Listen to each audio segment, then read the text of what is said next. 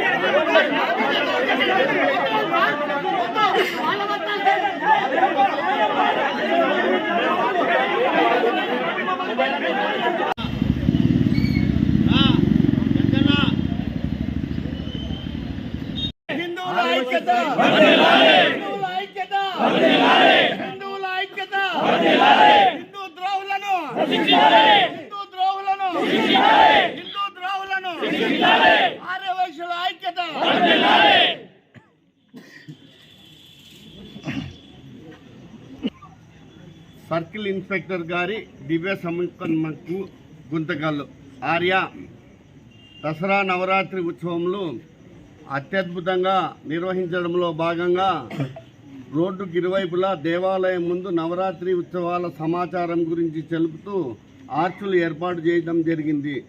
ఈరోజు మధ్యాహ్నం కేశవ్ మరియు చక్రు అనే వ్యక్తులు ఫోన్ చేసి ఫ్లెక్సీలు తొలగించాలని లేకుంటే కాల్చి వేస్తామని హెచ్చరించడం జరిగింది. గత 15 సంవత్సరాలుగా ఈ విధంగా ఫ్లెక్సీలు ఏర్పాటు చేస్తున్నాము.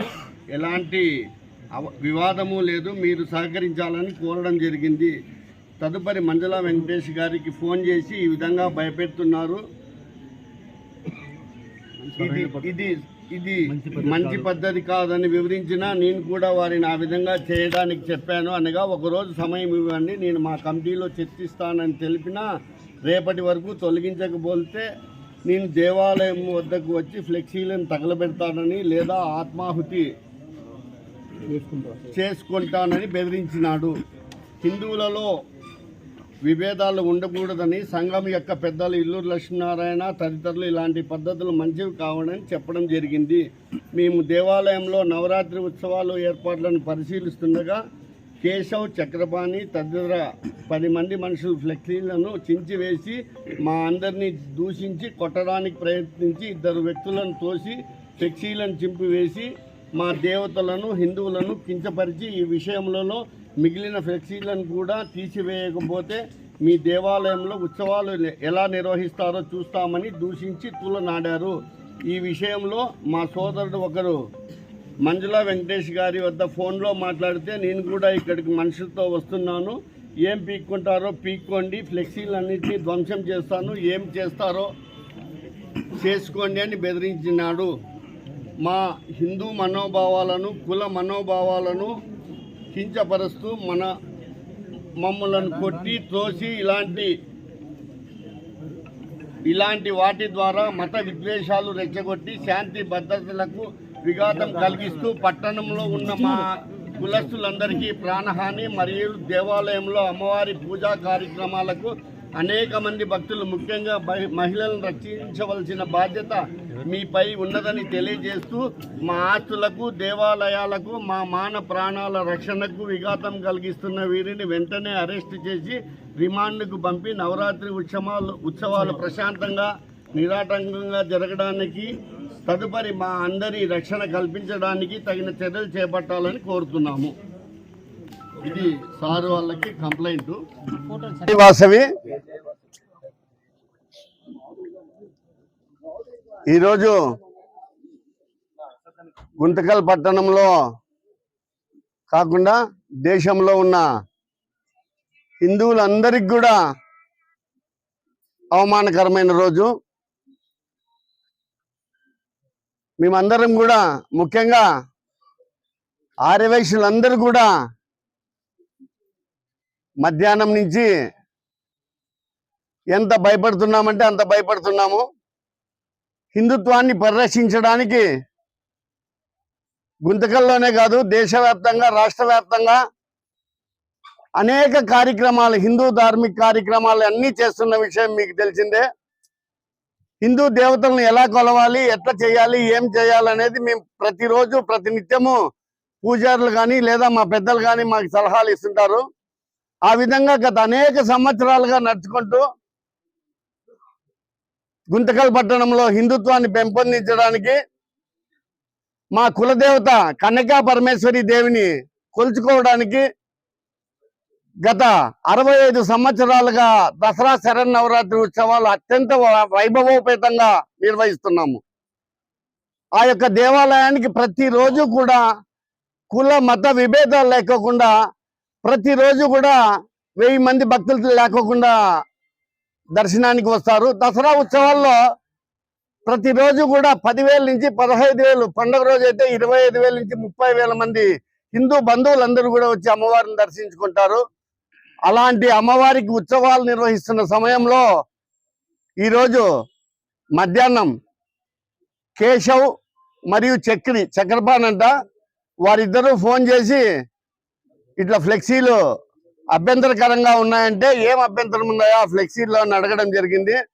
అడ్వర్టైజ్మెంట్లు ఉన్నాయి, అడ్వర్టైజ్మెంట్లు తీసేయాలా అని వాళ్ళు చెప్తే, కాదయ్యా ఏదైనా ఒక కార్యక్రమం నిర్వహించేటప్పుడు అడ్వర్టైజ్మెంట్ ఇస్తారు, కానీ మేమందరం కూడా పైన శ్రీ వాసవి శరన్నవరాత్రి ఉత్సవాలని పైన రాసి తదుపరి ఆర్యవైశ్య సంఘం అని రాసి దాదాపు 75% ప్లస్ మా యొక్క కార్యక్రమాలు అంటే ఈరోజు ప్రోగ్రాం గురించి కానీ ఈ వారం ప్రోగ్రాంలు, ఈ 10 రోజుల ప్రోగ్రామ్స్ ఇవన్నీ కూడా వివరిస్తూ ఫ్లెక్సీలు ఉన్నాయి.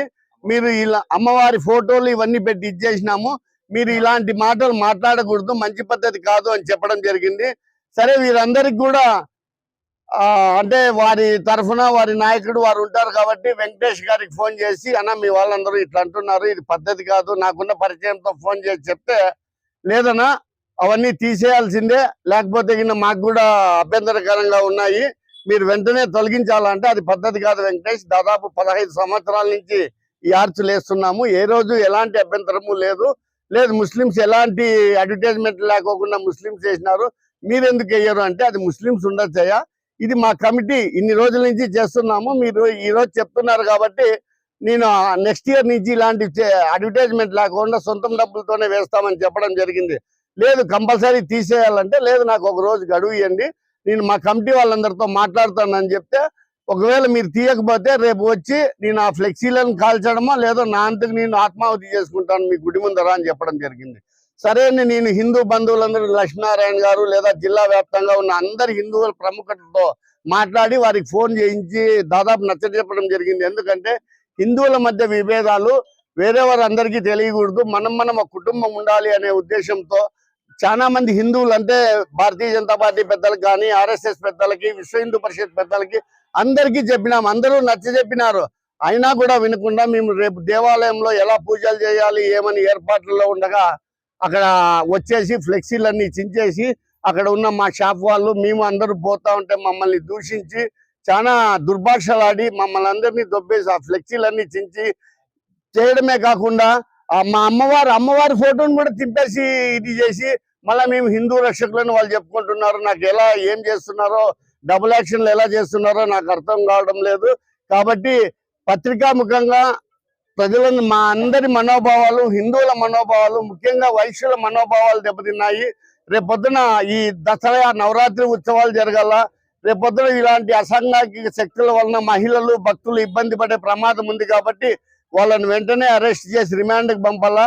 తదుపరి మాన ప్రాణ ఆస్తులు అన్నిటికి కూడా పోలీసు వారు రక్షణగా ఉండాలని ఈరోజు సిఐ గారికి కంప్లైంట్ ఇచ్చుకోవడానికి రావడం జరిగింది. కాబట్టి హిందువులందరినీ నేను కోరేది ఒకటే, అమ్మవారిని లేదా శివాలయం ఉంది, అక్కడ వైష్ణవాలయం ఉంది, నవగ్రహాలు ఉన్నాయి, అన్నిటినీ మేము కొలిచి ఇది చేస్తూ హిందుత్వాన్ని పెంపొందించడానికి, తద్వారా మా భక్తిని చాటుకోవడానికి, పట్టణం నడిబడిలో ఉన్న దేవాలయానికే రక్షణ లేకపోతే రేపు మిగిలిన హిందూ దేవాలయాలు ఎలా పరిరక్షింపబడతాయో మీరందరూ గ్రహించాలని కోరుకుంటూ పోలీసు వారి దివ్య సమూహానికి ఈ యొక్క కంప్లైంట్ మా అందరి ద్వారా ఇస్తున్నాము. దయచేసి వారు తగిన చర్యలు గైకొని హిందుత్వాన్ని తద్వారా శాంతి భద్రతలు కాపాడాలని కోరుకుంటున్నాము. అనేది లాస్ట్ వరకు కూడా తెలియదు, మీరేమో మాట్లాడుకుంటున్నారని ఊరికనే ఉన్నాను. కానీ తదుపరి తెలిసిన తర్వాత ఆయన్ని కూడా లోపల పెట్టాను. ఆయన మీద కూడా కఠిన చర్యలు తీసుకుంటాము. ఏదో ఇది ఆషామాషిగా తీసుకునే కేసు కాదు, మాకు పైనుంచి కూడా ఆర్డర్స్ ఉన్నాయి. దీని మీద కఠిన చర్యలు తీసుకుంటాము. స్టేషన్కి వచ్చి కంప్లైంట్ ఇవ్వండి అంటే, లేదు సార్ ఇది అమ్మవారికి సంబంధించింది, అమ్మవారి గుడికే రండి, మా అందరి మాట గౌరవించి ఇక్కడికే వచ్చి కంప్లైంట్ తీసుకు మీకు ఎట్టి పరిస్థితుల్లో అన్ని వేళల్లో అర్ధరాత్రి కానీ నాకు ఫోన్ చేయండి, నేను మీ ముందర ఉంటాను. ఏ పరిస్థితి